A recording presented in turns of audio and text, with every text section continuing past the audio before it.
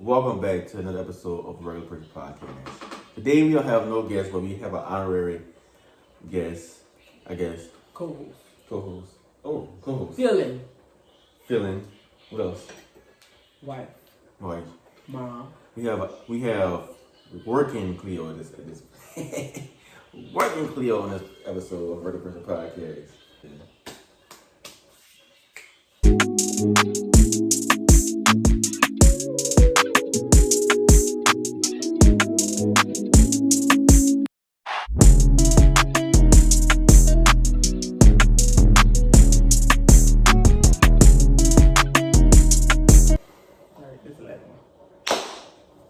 Welcome back to a Regular Person Podcast.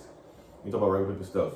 Today, our guest is nobody because she's an honorary co-host or feeling like she said. Today, we ain't really got too much to talk about, but we got a lot to talk about. My girl, Cleo, she going back to the workforce. What the fuck you looking at me like that?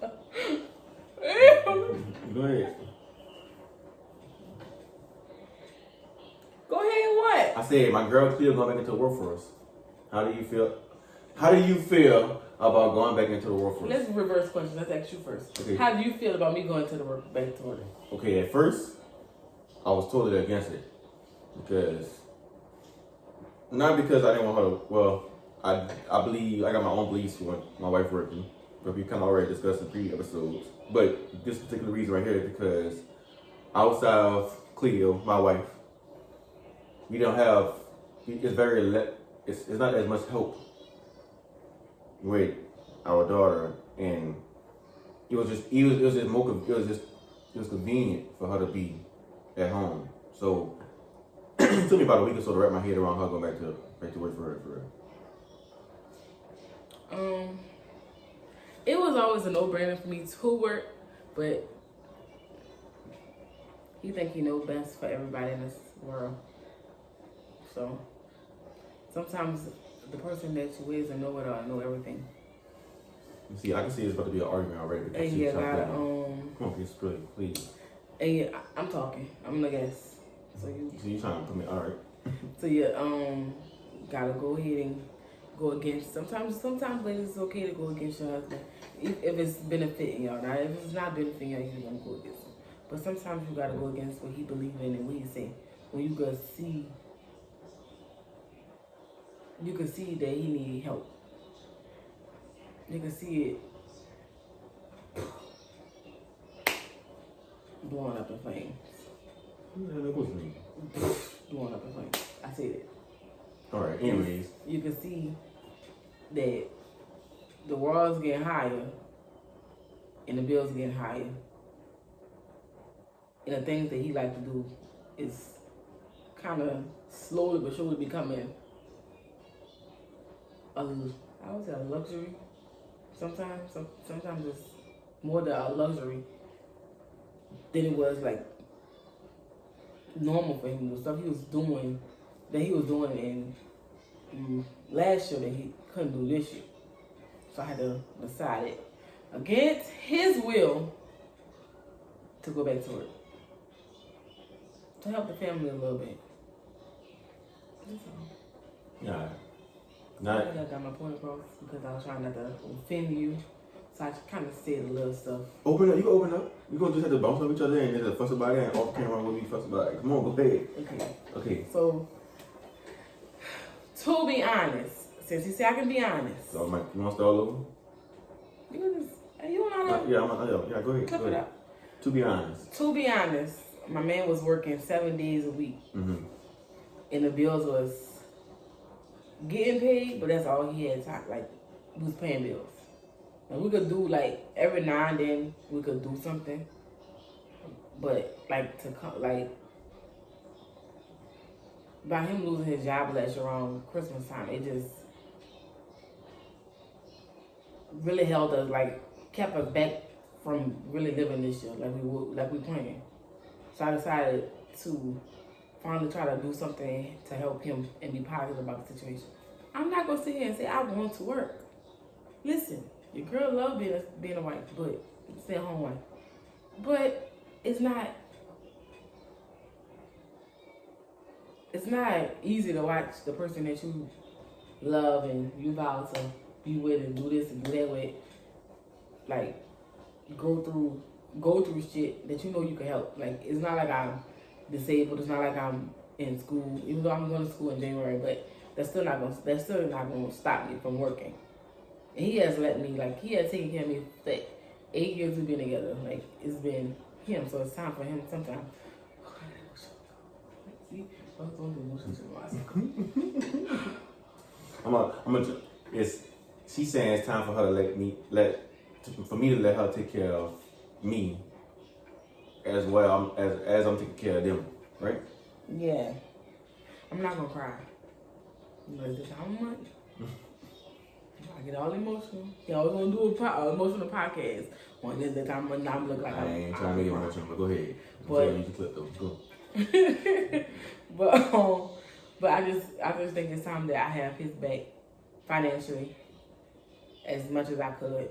Now, it's not the best paying job. I'm not gonna say it. It's not the best paying job, so I'm not gonna say like I'm not gonna make boku's load of money, but it's an opportunity to get where I want to go in life. Let me give you a little backstory, a little more than she is, because I think she's trying to like save face so I don't get mad. But I'm gonna just tell y'all, we basically was like we were just getting by sometimes, and sometimes we had it, sometimes we didn't. I think she went back to work. I think she pushed the issue back to work is because at one point in time we was living. Without saying too much, like it was getting hard to do stuff outside of just paying bills.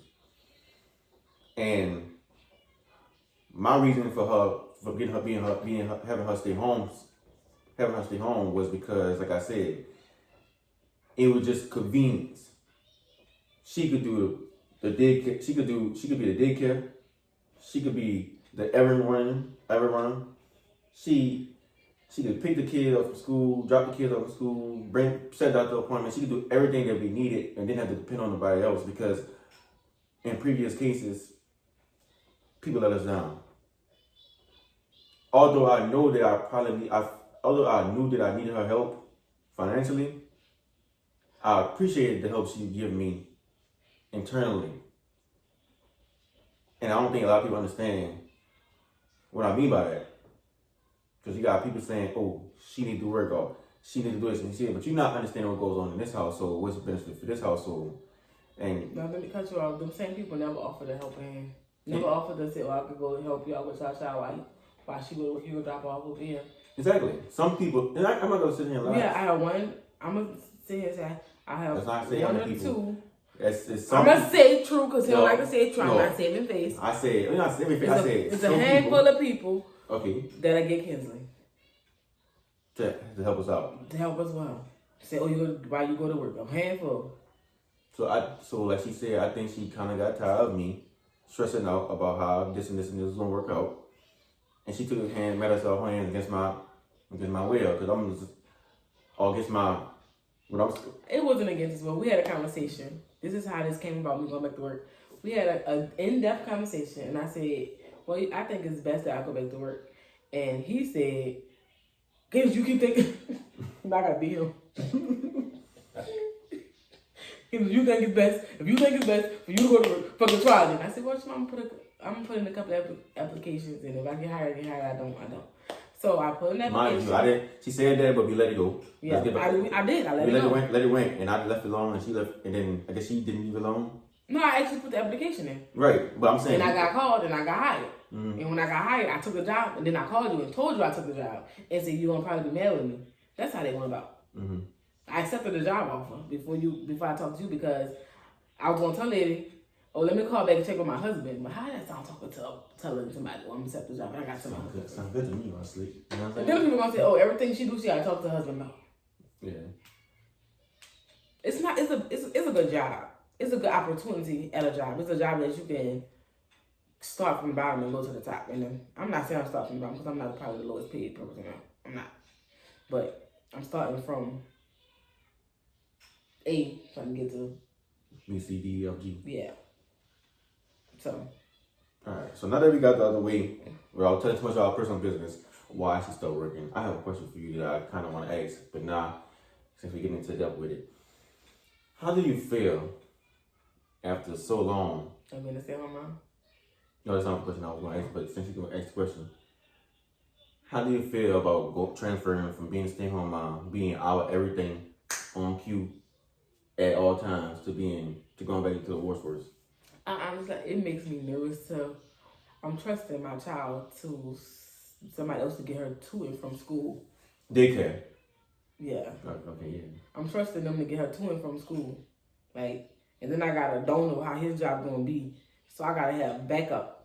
I have to have BC plan for if he don't be able to get off in time to get her from daycare. Cause it's $20. I just want you to know. I ain't never told you this. It's $20 every minute you leave. Yeah, I know some other lot of daycares like that. So you gotta be there for 5:30. Yeah, a lot of daycares like that. Go on. But it's damn, you made me forget. It's harder for me to trust people with my child. Like, it's hard to trust strangers with my child. It's not even strangers. We both being sugarcoated. It's hard to trust people with your child or in situations because Especially for so long, you couldn't depend on people to do certain things. I mean, but I've been, as my daughter 4, I've been a stay-at-home mom off and on for 4 years. Like, I go to work for a few months, maybe a year, and then I come back home. I go to work, come back home. But that's because of what? Because I ain't gonna work. And not just that. We ain't had no help with it. Mainly, it was 50-50. She didn't want to work, and we damn sure didn't have no help. But I also had goals, and I think I wasn't reaching. I had goals, but I wasn't reaching where I wanted to go at because I think I had a blaming other people mentality. I think I had the mentality of, let's get the hell into this person is the reason why I'm like this, because I'm still blaming stuff on past traumas and past childhood traumas and not listening and looking into myself. So now that I'm on my healing journey and I'm healing the inner me, healing the inner Kenisha, healing the inner, healing from the inside out instead of outside in, I'm recognizing patterns and stuff that I'm recognizing patterns. I'm recognizing stuff that's like, damn, you really used to think like this. Like, our thinking is what keeps us back in life, period. It keeps you back. Thinking something keeps you back because you could do whatever you want to do. You be in your own way, and I was in my own way. I knew what I wanted. I knew how to get it, but I never had a plan, and I never put the plan into action. And now it's different. I'm putting the plan into action and getting what I want. Like, you have to. It go hand in hand. And I never. The past, I was just like, he's always spoiled me. Like, I was spoiled. I'm still is. Even with the little struggle we had for this last year, and we wasn't even struggling. It's more the shit that we won't do that we can't do. Mm-hmm. That's what it's not. We ain't struggling like, oh, we won't. No, we still live in a nice apartment. We've been living here for about 5 years. We still live in a nice apartment. Still got our car. Still got Kinsley. Still got pretty much every toy that she wants. It's just the shit that we wanted that we couldn't do. So we spoiled. And we wanna grow. Yeah. As a family and as individuals. So in order to grow, I had to put my pride to the side. Mm-hmm. And then in order to grow, she has to become a woman. And that's basically what it is. You have to be a grown woman. Like, you could we think we become grown when we make 21, but you're not grown. Mm-hmm. You're not grown until you make them hard choices. That hard choice for me is to let somebody be over me. I just was thinking, I looked at my schedule is made for the next month. Like, I know my schedule from December 1st, right now from November 26th, 25th to December 14th. I know my schedule. I'm used to doing what I want. Like, I didn't have no schedule. I did what I want every day. So I had called him like, dang, I don't know if I'm gonna be to work because I was panicking. But I had to realize that just me thinking about overthinking stuff. Like, you're gonna be alright. You did this before. This might be the podcast where we get a little deeper than we want, because I got something I want to say. All right. Growing up, right? I don't think that we seen the marriages that we want. Mm-hmm. So we have on top of the things we went through in childhood that we may not have agreed with, and that we want to incorporate into our marriage. Both of those things contradict each other at some point. And now that we are adults, I'm not being adults and being married and being in a family. It's a lot of things, me personally, that I want to do differently than what I saw. So I want her to be a stay-at-home mom. I want her to take care of my child. I want her to be on cue. I want to be at everything. And sometimes those things don't work. Mm-hmm. And then on top of that, I fight with what this person say, what that person say. I fought with what that person say, what this person had to say, what that person, because I tried to please a lot of people and incorporate what they said into my household. And I'm gonna let you talk to this point. After I realized that what goes on here doesn't matter what other people gotta say. Everybody else in here fighting for this. I think our marriage started going up and up. Because nobody else over here fighting. Nobody else over here fighting to hold on to these vows. Nobody else. No, our child had surgery earlier this year. No. They had some people that they called. They couldn't show because they had work. And we told them I told them people last minute for sure. I'm not talking about the surgery. Having the surgery was the easiest part. Mm. But I had to physically carry my baby. Like, my baby is strong. Like, seeing her be that strong caused me to be strong. And I'm about to cry because, that's my world. But she is. Like, that's our miracle baby, like, honestly. Mm-hmm. I'm crying for my baby. I got a lot of clips. I'm crying for my child. I'm sorry. But see, my baby was, I don't want to say handicapped, because she's not handicapped. She was in brace.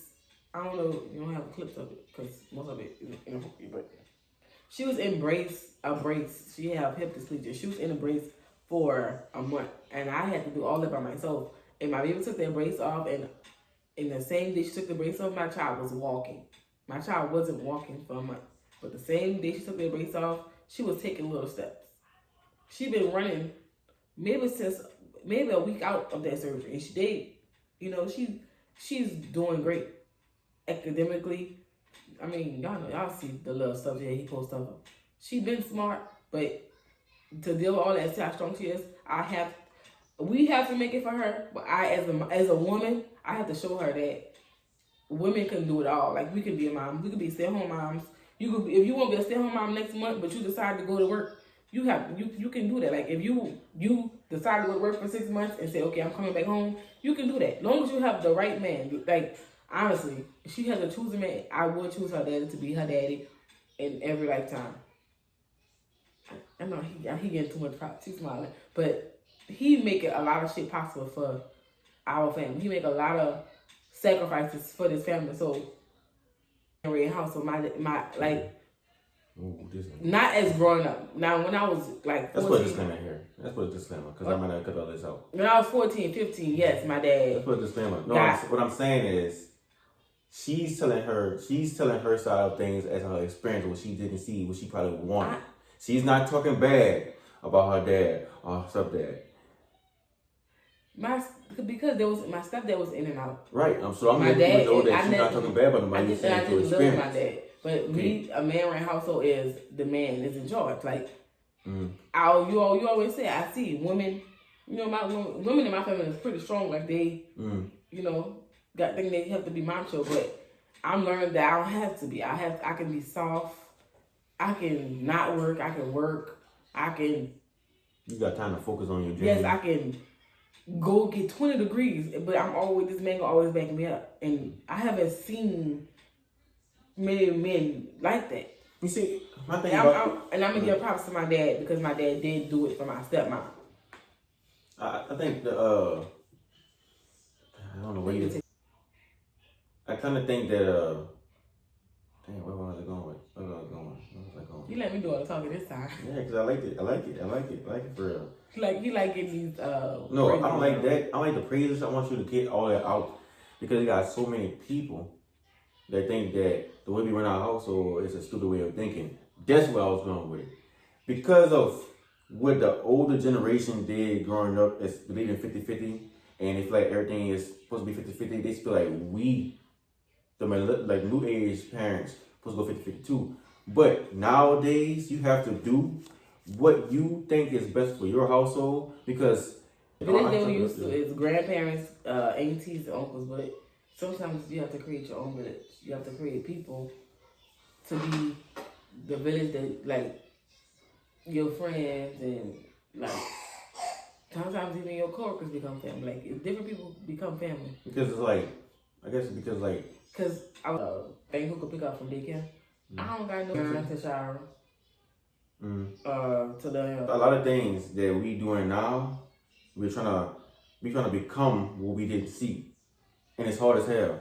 It's not easy to be something that you didn't see. It's not easy to say, I'm gonna represent you the way my daddy did. I saw maybe one marriage that I want to represent myself behind. And even that maybe wasn't even that perfect. I mean, if I don't even know. But I wanted to represent myself behind that because I feel like there was like two marriages that I want to represent myself behind. But even them behind closed doors, they probably ain't had it all together. I mean, what I'm learning is you gotta do what's best for your house. Because everybody gonna always say that they think I should work.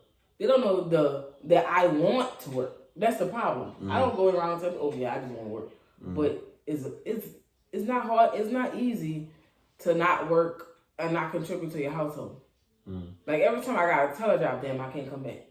I'm not coming back. It don't feel good to say I'm not coming back because I don't have a babysitter to get my child. I'm not able to meet y'all standards. Jobs don't care about whether you gonna go, whether you have a babysitter or not. They just want they slots. And that's what I'm trying to tell. That's what I try to say all the time. That's what I try to tell people all the time, right?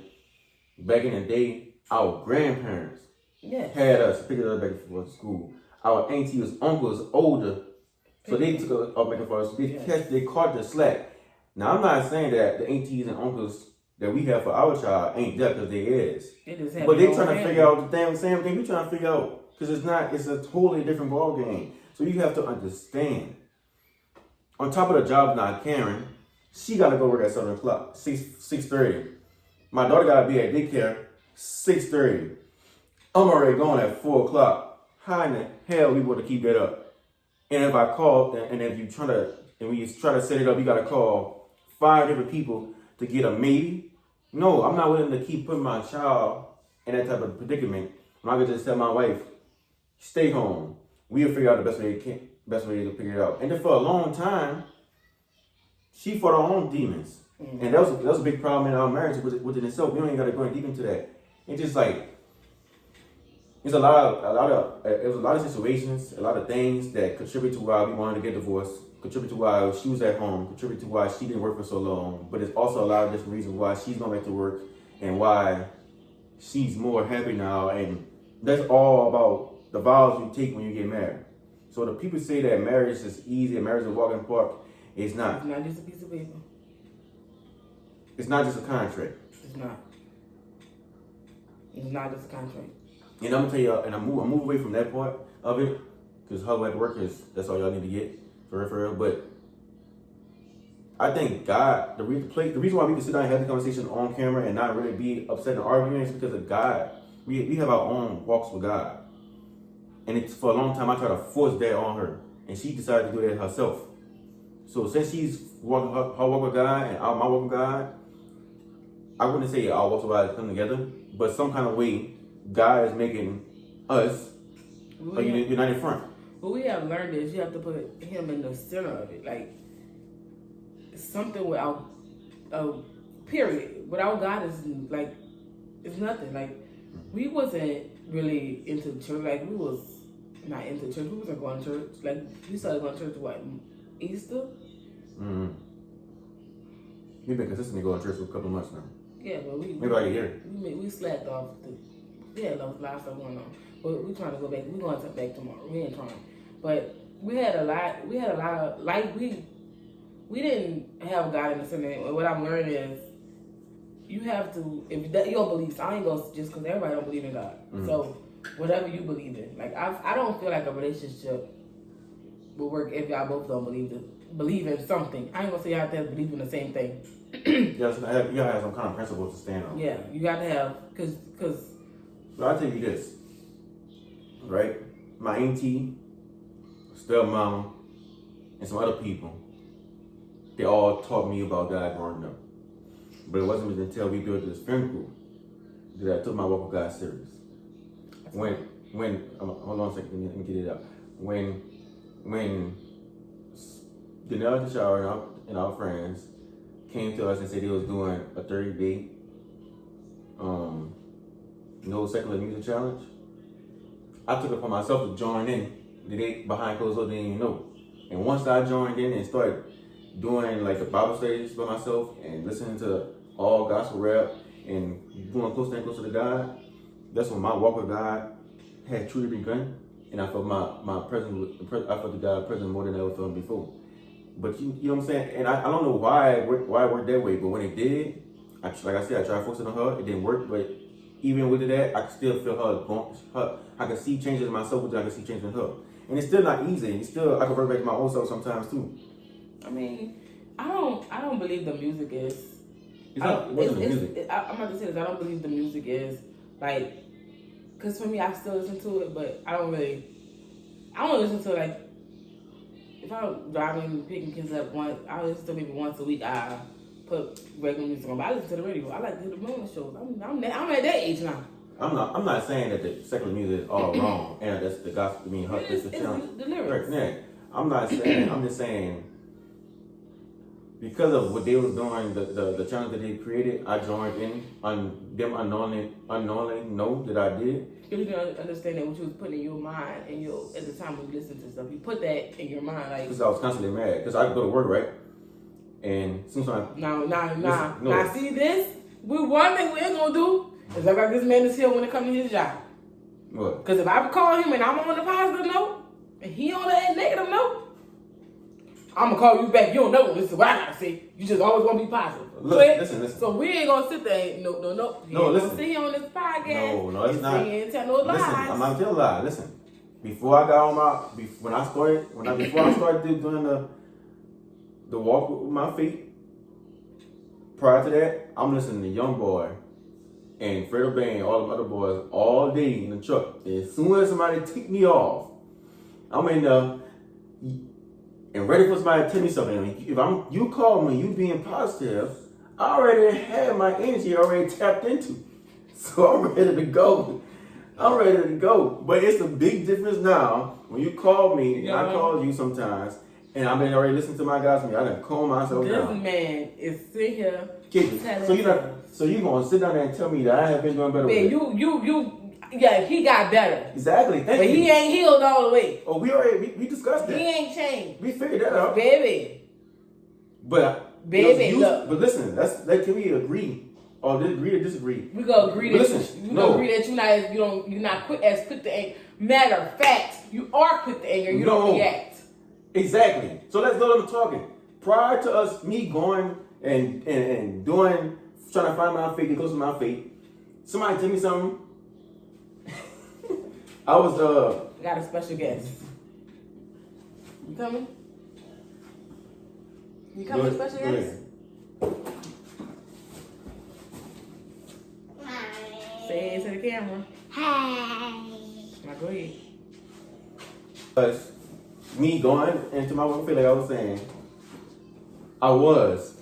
somebody told me something off rip, I'm going right back down, and I'm gonna call her after it happened, because I don't want to hear that. Stop, do nothing, I don't like the way you talk to me, I don't like what you said to me, so we going at it. But now, it takes me at least 30 minutes.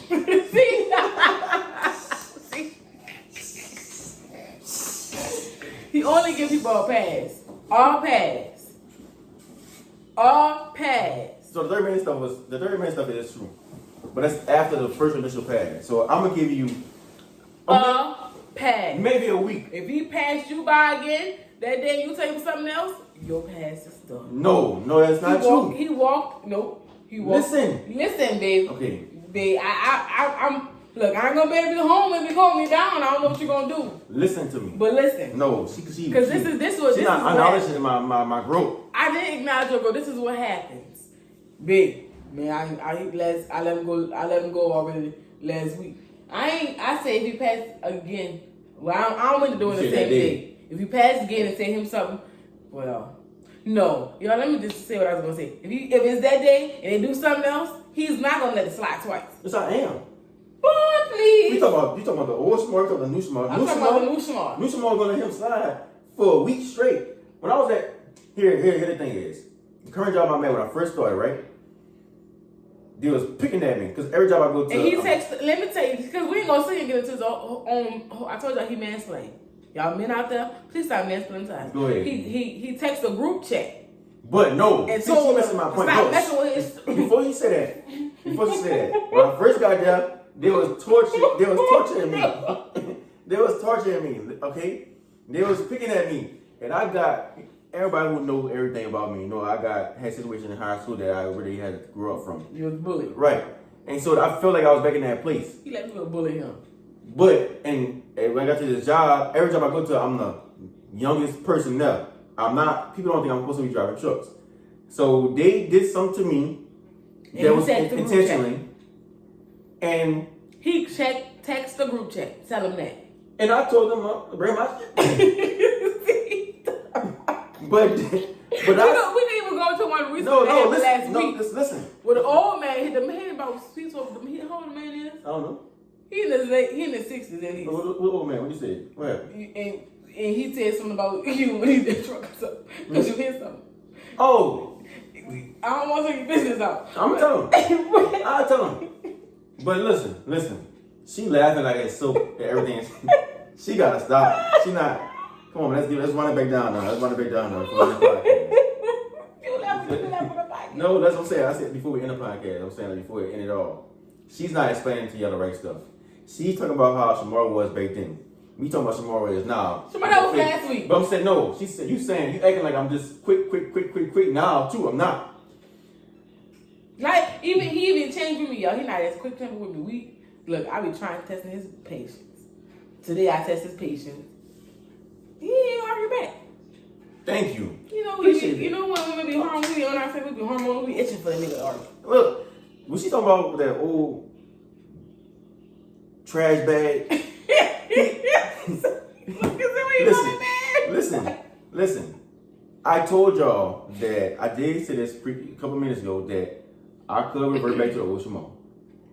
Right? But the person I am now, I'm trying to be positive. I go through my day being as positive as I can. But, and I ain't tell the man that yet. Still haven't got my me and him put in the same presence. So God has, still haven't got we still haven't crossed paths yet. But what she's talking about is, one day, the dude had made a comment about me in front of a comment behind my back, but in front of my face. But time I tried, bless you, I'm sorry. But time I try to, wait till she come back so she can hear this and she could get her thought across about it. And he said something, not in front of my face, but not behind my back either. I was in proximity of him, and before I could dodge out the damn door to go say something back, he had got into his damn truck. And I told my supervisor and my lead driver that if we cross paths and he talked to me again, I'm gonna say something. So that's growth. That hill. But so that's growth. Listen. The man is old. The man out. I don't give. He's 68. He's still able to drive trucks.